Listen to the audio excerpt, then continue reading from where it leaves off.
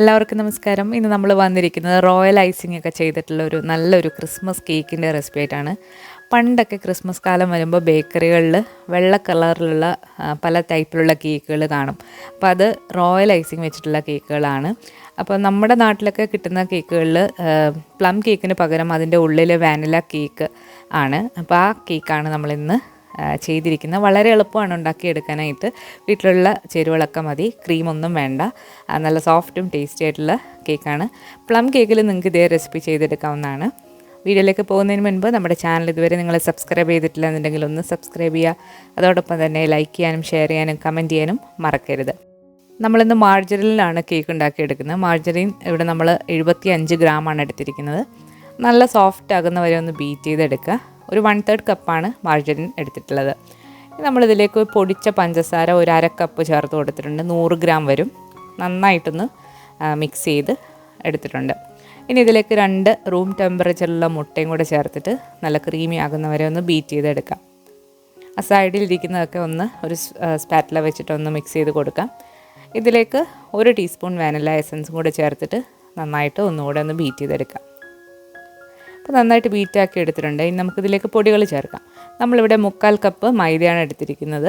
100 ഗ്രാമാണ് 1/4 കപ്പ് എന്ന് പറയുന്നത്. ഇതിലേക്ക് 1/4 ടീസ്പൂൺ ബേക്കിംഗ് പൗഡറും ഒരു 1/8 ടീസ്പൂൺ ബേക്കിംഗ് സോഡയും പിന്നെ ഒരു നുള്ള് ഉപ്പും കൂടെ ചേർത്തിട്ട് നന്നായിട്ട് ഒന്ന് അരിച്ചെടുക്കാം. ഇതിലേക്ക് നല്ല എക്സ്ട്രാ ഫ്ലേവറിന് വേണ്ടിയിട്ട് നമ്മൾ 1.5 ടേബിൾ സ്പൂൺ പാൽപ്പൊടി ചേർക്കുന്നുണ്ട്. ഇത് ഓപ്ഷണലാണ്. നന്നായിട്ട് അരിച്ചിട്ട് ചേർക്കാം. ഇനി നമ്മൾ ബ്ലെൻഡർ വെച്ചിട്ട് തന്നെ ഏറ്റവും കുറഞ്ഞ സ്പീഡിൽ ഈ പൊടി ഒന്ന് നന്നായിട്ടൊന്ന് മിക്സാക്കി എടുക്കണം. കൈവച്ചിട്ട് മിക്സാക്കിയാലും മതി.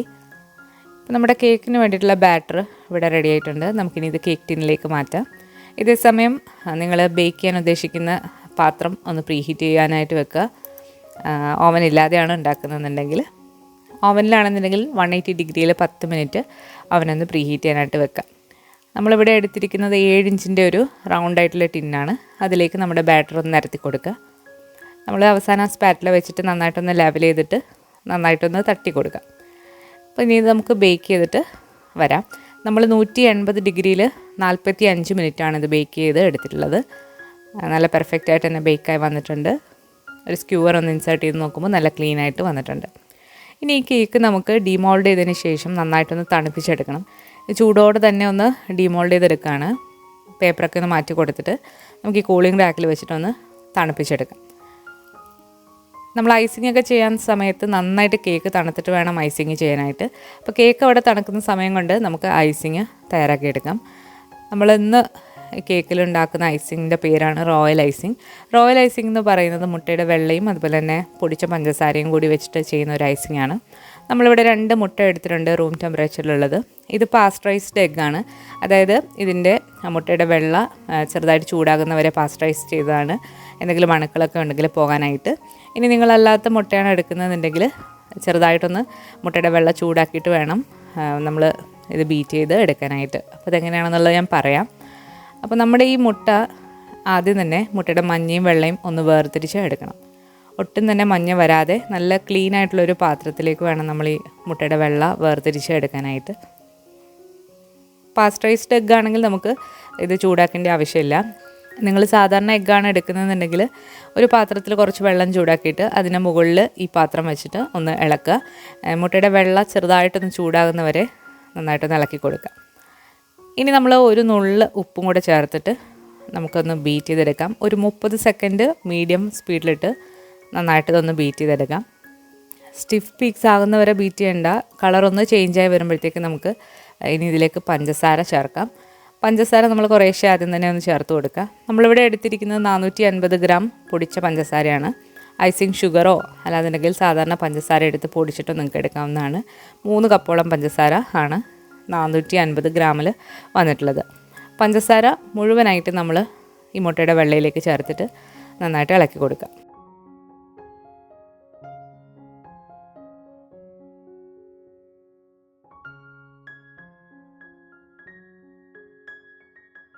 അപ്പോൾ നമ്മുടെ പഞ്ചസാരയൊക്കെ നന്നായിട്ട് മിക്സായി വന്നിട്ടുണ്ട്. ഇനി ഇതിലേക്ക് നമ്മൾ ചേർക്കുന്നത് 1 ടേബിൾ സ്പൂൺ ലൈം ജ്യൂസാണ്, നാരങ്ങ നീരാണ്. നാരങ്ങ നീര് ചേർക്കുന്നത് നമ്മൾ ഈ ഷുഗർ കട്ടയായി പോകാതിരിക്കാൻ വേണ്ടിയിട്ടാണ് നാരങ്ങ നീര് ചേർക്കുന്നത്. പിന്നെ നല്ലൊരു ഫ്ലേവറിന് വേണ്ടിയിട്ട് നമ്മൾ കുറച്ച് വാനില എസൻസും കൂടി ചേർത്തിട്ടുണ്ട്. ഇനി ഇതെല്ലാം കൂടെ മിക്സ് ആക്കിയിട്ട് ഒരു 3 മിനിറ്റ് നേരം മീഡിയം സ്പീഡിലിട്ട് നന്നായിട്ട് നമുക്ക് ആവശ്യമുള്ള അത്രയും കൺസിസ്റ്റൻസിയിൽ ഇത് ബീറ്റ് ചെയ്തെടുക്കണം. നമ്മൾ സാധാരണ വിപ്പിംഗ് ക്രീമിൻ്റെയൊക്കെ ഒരു കൺസിസ്റ്റൻസിയിൽ നമുക്കിത് ബീറ്റ് ചെയ്തെടുക്കാം. നല്ല ക്രീമി ആയിട്ട് ഇപ്പോൾ വന്നിട്ടുണ്ട്. ഇത് നിങ്ങളുടെ ഇഷ്ടാനുസരണം പല കൺസിസ്റ്റൻസിയിൽ നിങ്ങൾക്കിത് ബീറ്റ് ചെയ്തെടുക്കാവുന്നതാണ്. നമ്മളിപ്പോൾ ചെയ്യുന്നത് ഇപ്പം നമ്മൾ കേക്കൊക്കെ ഡെക്കറേറ്റ് ചെയ്യാൻ പറ്റുന്ന ഒരു പരുവത്തിലാണ്. ഇനി നമ്മൾ നന്നായിട്ട് കവർ ചെയ്തിട്ട് വെക്കുക. ഒട്ടും തന്നെ വായു കയറാത്ത രീതിയിൽ വെക്കണം.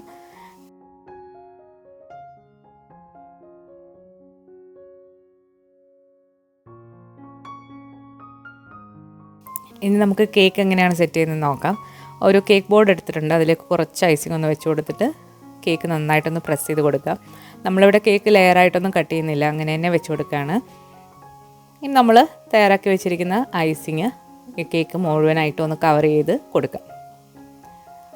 നിങ്ങൾക്ക് പോറിങ് കൺസിസ്റ്റൻസിയിൽ വേണമെങ്കിലും ഈ ഐസിങ് ചെയ്തെടുക്കാവുന്നതാണ്. അങ്ങനെയാണെന്നുണ്ടെങ്കിൽ കുറേശ്ശെ വെള്ളം ഒഴിച്ചിട്ട് കുറച്ച് ലൂസാക്കിയിട്ട് ഐസിങ് കേക്കിൻ്റെ മുകളിലൂടെ ഒഴിച്ചു കൊടുത്താൽ മതി. പക്ഷേ നമ്മളിങ്ങനെ ചെയ്യുമ്പോഴാണ് കുറച്ചുകൂടെ പെർഫെക്റ്റായിട്ട് കാണാനൊരു ഭംഗി വരുന്നത്. അപ്പോൾ കേക്ക് മുഴുവനായിട്ട് നമ്മൾ കവർ ചെയ്തെടുത്തിട്ടുണ്ട്. ഇനി നമ്മുടെ പാലറ്റ് നൈഫ് കുറച്ച് തണുത്ത വെള്ളത്തിലൊന്ന് മുക്കിയതിന് ശേഷം നന്നായിട്ട് അതൊന്ന് സ്മൂത്താക്കി എടുക്കുക.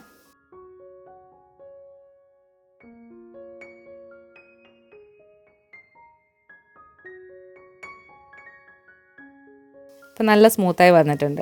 ഇനി നമുക്ക് തയ്യാറാക്കി വെച്ചിരിക്കുന്ന ഐസിങ്ങിൽ നിന്നും കുറേശ്ശെ എടുത്ത് കുറച്ച് കളറൊക്കെ ചേർത്തിട്ട് നമുക്ക് ഇഷ്ടമുള്ള ഡിസൈൻസൊക്കെ കൊടുക്കാം. നമ്മളിവിടെ എടുത്തിരിക്കുന്നത് റെഡും ഗ്രീനും കളറാണ്. ക്രിസ്മസ് ആയതുകൊണ്ട് തന്നെ നമ്മൾ റെഡും ഗ്രീനുമാണ് എടുത്തിരിക്കുന്നത്.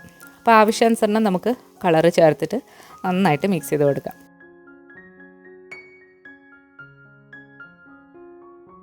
ഡാർക്ക് റെഡാണ് നമ്മൾ ക്രിസ്മസ് തീമിന് എടുക്കുന്നത്. അപ്പോൾ കുറച്ച് ഡാർക്ക് ആക്കിയിട്ടുണ്ട്.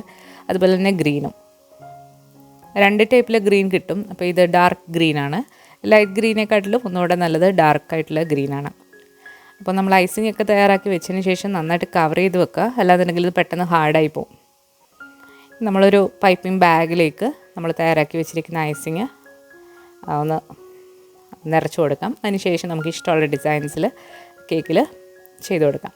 ഫ്ലവറായിട്ടോ അല്ലാന്നുണ്ടെങ്കിൽ റോസറ്റ്സ് ആയിട്ടോ നിങ്ങൾക്ക് ഇഷ്ടമുള്ള ഷേപ്പുകളിൽ ഇത് പൈപ്പ് ചെയ്തെടുക്കാവുന്നതാണ്. പിന്നെ നമ്മൾ ഗ്രീൻ വന്നിട്ട് ഒരു ലീഫിൻ്റെ നോസിൽ വെച്ചിട്ടാണ് ചെയ്തിട്ടുള്ളത്. താഴെ വന്നിട്ട് നമ്മൾ ചെറിയ ഹോളുള്ള 2 കളറിൽ നമ്മൾ ഇതുപോലെ കവർ ചെയ്ത് എടുക്കുന്നുണ്ട്. അങ്ങനെ നമ്മുടെ ഐസിങ് ചെയ്ത വാനില കേക്ക് ഇവിടെ ഏകദേശം റെഡി ആയിട്ടുണ്ട്. ഇത് അരമണിക്കൂർ ഒന്ന് റെസ്റ്റ് ചെയ്യാനായിട്ട് മാറ്റി വെക്കുക. അപ്പോഴത്തേക്ക് നന്നായിട്ട് സെറ്റാകും. അത് കഴിഞ്ഞതിന് ശേഷം കട്ട് ചെയ്ത് എടുക്കാവുന്നതാണ്. അപ്പോൾ ഈ ക്രിസ്മസിന് തീർച്ചയായിട്ടും എല്ലാവരും ഒന്ന് ട്രൈ ചെയ്ത് നോക്കുക. വളരെ ഈസിയാണ് ഉണ്ടാക്കാനായിട്ട്. തലേദിവസം തന്നെ ഉണ്ടാക്കി വെക്കുകയാണെന്നുണ്ടെങ്കിൽ അടുത്ത ദിവസം നല്ല പെർഫെക്റ്റ് ആയിട്ടിരിക്കും. അപ്പോൾ എല്ലാവരും ഒന്ന് ട്രൈ ചെയ്ത് നോക്കിയിട്ട് നിങ്ങളുടെ അഭിപ്രായങ്ങൾ അറിയിക്കുക. അതുപോലെ ഈ വീഡിയോ ഇഷ്ടമായാലും ലൈക്ക് ചെയ്യാനും ഷെയർ ചെയ്യാനും മറക്കരുത്. നമ്മൾ ഹിന്ദിയിലൊരു യൂട്യൂബ് ചാനൽ കൂടി തുടങ്ങിയിട്ടുണ്ട്. അപ്പോൾ ഹിന്ദിയിലാണ് നമ്മുടെ റെസിപ്പീസ് അപ്ലോഡ് ചെയ്യുന്നത്. അപ്പോൾ നമ്മളവിടെ വൈനൊക്കെ അപ്ലോഡ് ചെയ്തിട്ടുണ്ട്. അപ്പോൾ എല്ലാവരും അതുകൂടെ ഒന്ന് കാണുക. കമൻറ്റിൽ ഞാൻ ലിങ്ക് പിൻ ചെയ്ത് വെക്കുന്നതാണ്. അപ്പോൾ പുതിയൊരു റെസിപ്പി വീഡിയോ ആയിട്ട് നമുക്ക് വീണ്ടും കാണാം. Thank you.